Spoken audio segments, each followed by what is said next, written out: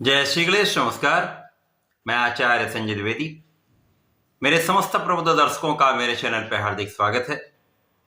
प्रिय दर्शकों, आज मैं मिथुन राशि का दिसंबर माह का मासिक राशिफल लेकर आपके सम्मुख उपस्थित हूं।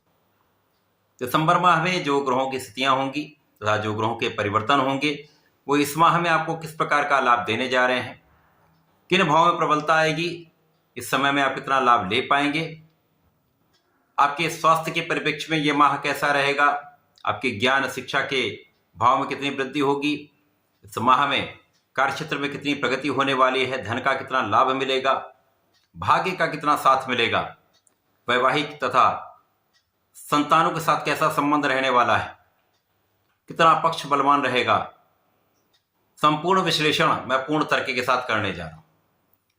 यदि इस समय कोई समस्या है अथवा कोई समस्या आ सकती है तो उसका भी निराकरण मैं करने वाला हूं।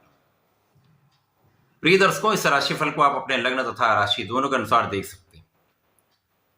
मिथुन राशि बुध की राशि है, जहां पर वर्तमान समय में बुध मंगल की राशि में गोचर कर रहे हैं। वृश्चिक राशि में इनका गोचर चल रहा है। अब मिथुन राशि के लिए 1 दिसंबर को जो ग्रहों की स्थितियां वो इस प्रकार होंगी। द्वितीय भाव में मंगल का गोचर चल रहा होगा।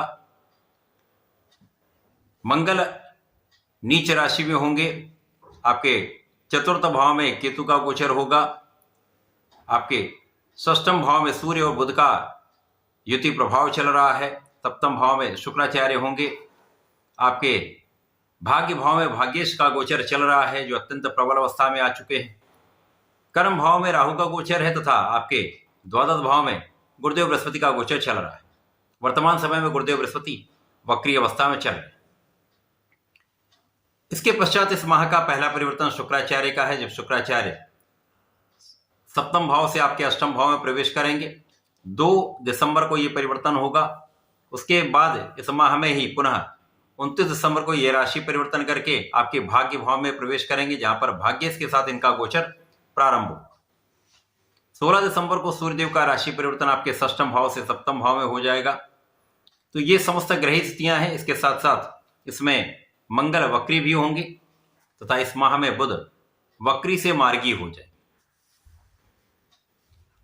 प्रारंभिक समय से यदि हम देखें तो लग्नेश का षष्ठम भाव में होना, परंतु यहां पर सूर्य के साथ इनका गोचर तथा गुरु की दृष्टि का प्रभाव जो आपकी स्वास्थ्य समस्याएं हैं उनको कम करने वाला है, आपके स्वास्थ्य में सुधार करने वाला है, आपके तनाव को कम करने वाला है, आपके बौद्धिक बल को बढ़ाने वाला है, आपके मानसिक तथा शारीरिक कष्टों को दूर करके आपके लिए एक अत्यंत प्रभावी योग बना रहा है, जिसके कारण इस समय में आपका परिश्रम भी अच्छा हो जाएगा।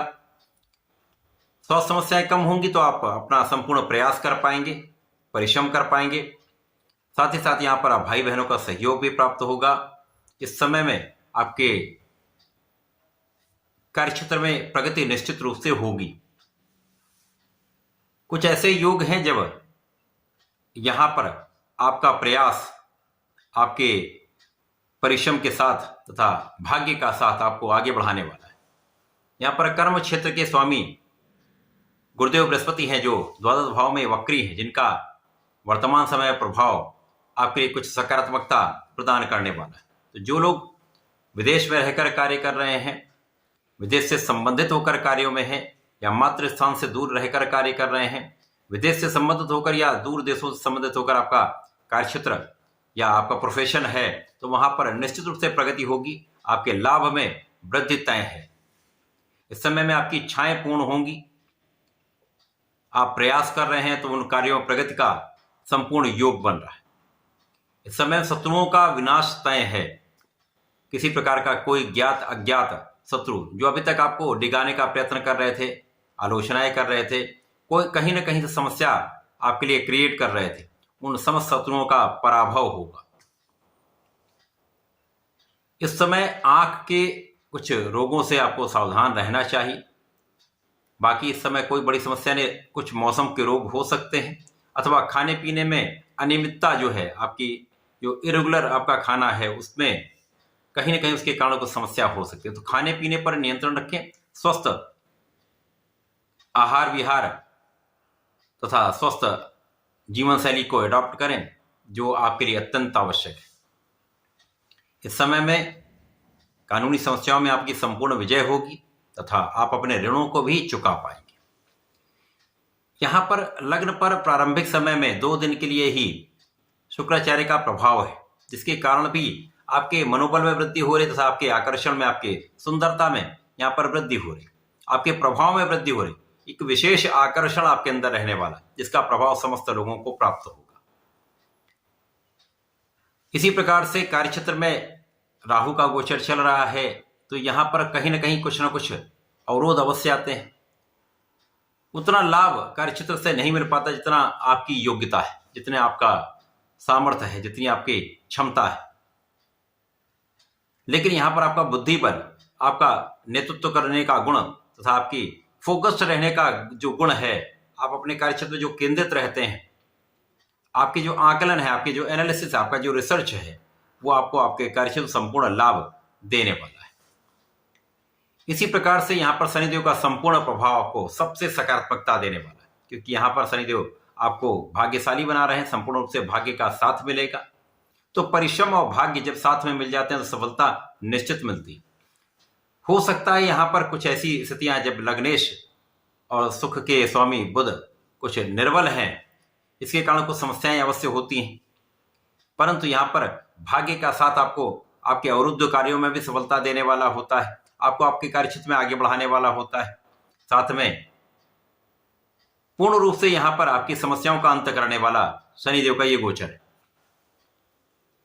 यहां पर लाभ भी बढ़ेगा, विशेष रूप से यदि आप बहुत निष्ठा के साथ अपने कार्यों में करते हैं, न्यायोचित रहते हैं, धर्म के मार्ग पर रहते हैं, किसी के साथ अन्याय नहीं करते हैं या किसी भी अनुचित प्रकार से धन का अर्जन नहीं करते, तो किसी प्रकार से लाभ में कोई कमी नहीं होने वाली। यहां पर आप धर्म के मार्ग पर भी चलेंगे, आध्यात्मिक भी रहेंगे तथा आप निष्ठा के साथ अपने कर्म को भी करेंगे। मंगल जो आपके लिए लाभ के स्वामी होकर धन भाव में है, ये बहुत अच्छा योग है, परंतु नीच राशि में होने के कारण यहां पर जब जब मंगल का नीच भंग रहेगा तब तक आपको विशेष लाभ मिलेंगे, बड़े लाभ मिल सकते हैं, बड़े धन का आप अर्जन करने वाले हैं। उसी प्रकार से जब जब ये नीच का प्रभाव देंगे तो धन के साथ साथ व्यय भी बढ़ जाएगा, अनावश्यक धन का व्यय हो जाता, अथवा धन का संचय आप नहीं कर पाते, आप उतना बचा नहीं पाते। इसी प्रकार से वाणी भाव में मंगल का होना कहीं ना कहीं वाणी को दूषित कर देता है, जिसके कारण भी समस्याएं आती हैं। तो अपने वाणी पर नियंत्रण रखिए, क्रोध पर नियंत्रण रखिए, बहुत सोच विचार कर बोलिए। यद्यपि यहाँ पर गुरु और बुध का संयुक्त प्रभाव है, सूर्य का भी प्रभाव है, तो यहाँ पर विवेक तो आपके अंदर है, बुद्धि भी बहुत अच्छी है, तो सोच विचार कर निर्णय लीजिएगा तो कहीं पर किसी प्रकार का कोई समस्या का योग नहीं बनेगा। अब जब शुक्राचार्य 2 दिसंबर को राशि परिवर्तन करके अष्टम भाव में जाएंगे, तो यहाँ पर शुक्राचार्य जो आपके लिए द्वादश के स्वामी होकर अष्टम भाव में जाएंगे, तो यहाँ पर यद्यपि ये त्रिक भाव, परंतु यहाँ पर विपरीत राजयोग बनेगा, जो विदेश से विशेष रूप से आपको धन अर्जन कराएगा, यात्राएं कराएगा, लेकिन यात्राओं से धन भी देगा। विदेशी यात्राएं तथा व्यापारिक यात्राएं संपूर्ण रूप से फलीभूत होंगी, आपका कार्य सिद्ध होगा। तो विदेश से संबंधित होकर यदि किसी कार्य में है, व्यापारिक भाव में है अथवा विदेश सेवाओं में, तो एक बड़ा लाभ, बड़ा पद आपको निश्चित रूप से प्राप्त हो सकता है। धन वृद्धि का समय है, निश्चित रूप से यहां पर धन बढ़ेगा। इसी प्रकार से ज्ञान का भाव भी है, तो जो विद्यार्थीगण शिक्षा ले रहे हैं, तो यहां पर कुछ अपने आप को आप संतुलित करिए, मन को भटकने से बचाइएगा, आत्मबल को प्रबल करिएगा, सूर्यदेव को जल दीजिएगा, जिससे आपका कॉन्फिडेंस बहुत अच्छा रहेगा। तो मन भटकने से बचेगा, बिना कारण की चीजों में अपना मन ना लगाए। प्रेम संबंधों के लिए समय बिल्कुल भी अच्छा नहीं है, अतः यहां पर आपको बिल्कुल भी ध्यान नहीं देना चाहिए। संतान पक्ष ठीक रहेगा, संतान से किसी प्रकार का कोई बड़ा समस्या का योग नहीं। अब जब सूर्यदेव राशि परिवर्तन करके आपके सप्तम भाव में प्रवेश कर जाएंगे, तो यहां पर एक विशेष योग बन जाएगा, क्योंकि केंद्र में सूर्य पहुंच जाए। यहां पर केंद्र में गुरुदेव बृहस्पति की राशि में होंगे, अत्यंत प्रबल स्थिति बनेगी जब आपका मनोबल अत्यंत श्रेष्ठ रहने वाला है, कॉन्फिडेंस बहुत अच्छा आ जाए। यद्यपि यहाँ बुध अकेले होंगे तो कुछ एलर्जी हो सकती है, मौसम के कुछ रोग हो सकते हैं, स्किन से संबंधित कुछ समस्याएं हो सकती हैं, परंतु यहाँ पर आपके कार्य क्षेत्र में विशेष रूप से प्रगति हो, एक बड़ा अवसर आपको प्राप्त हो सकता है। आपके कार्य क्षेत्र में भी प्रगति होगी, आपके अधिकार क्षेत्र में भी प्रगति होगी। यहाँ का आपका नेतृत्व जो है श्रेष्ठ रहेगा, आपका डिसीजन बहुत अच्छा रहेगा, आप दृढ़ प्रतिज्ञ रहेंगे। ये आपके अत्यंत श्रेष्ठ समय रहेगा जब आपका मनोबल, आपकी क्षमता, आपका बुद्धिबल यहाँ पर आपको सर्वश्रेष्ठ लाभ देने वाला है। जब शुक्राचार्य 29 दिसंबर को आपके भाग्य भाव में जाएंगे तो अब त्रिकोण के भाव में पहुंच गए, जिसके कारण ये भाव अत्यंत प्रबल हो गया। अब भाग्य के स्वामी के साथ शुक्राचार्य का गोचर जो द्वादश तथा आपके ज्ञान के भाव के स्वामी हैं, इनका संयुक्त प्रभाव, दोनों मित्रों का संयुक्त प्रभाव पे अत्यंत विशेष होने वाला है। भाग्य तो अत्यंत प्रबल रहेगा ही, यहाँ धन भी बढ़ेगा, व्यय भी बढ़ेगा, क्योंकि यहाँ पर आप सुखों को बढ़ाने वाले, सुखों का अर्जन आप करेंगे, भूमि भवन वाहन का संपूर्ण लाभ लेंगे। तो ये समय आपके ध्यान का व्यय तो कराएगा, लेकिन आपके लिए अत्यंत आवश्यक भी है, लाभदायक भी। इस समय में संपूर्ण रूप से आप प्रगति के पथ पर होंगे, अवसरों का आगमन आपके पास होने वाला है, ऐश्वर्य वैभव की वृद्धि होगी, धन संपदा में वृद्धि होगी। तो ये समय धन आएगा जाएगा, परंतु धन की कमी नहीं होने वाली। संपूर्ण रूप से ये एक अच्छा समय रहने वाला है। दिसंबर माह में आपको नियमित रूप से भगवान सूर्यदेव को जल देना चाहिए, तथा इस माह में संकट मोचन का आप पूजन अवश्य करें।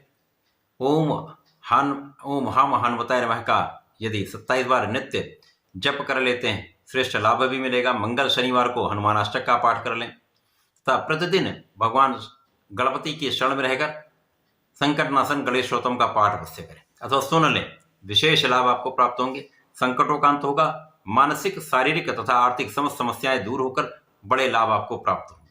तो ऐसा करके इसका लाभ लें। धन्यवाद, नमस्कार।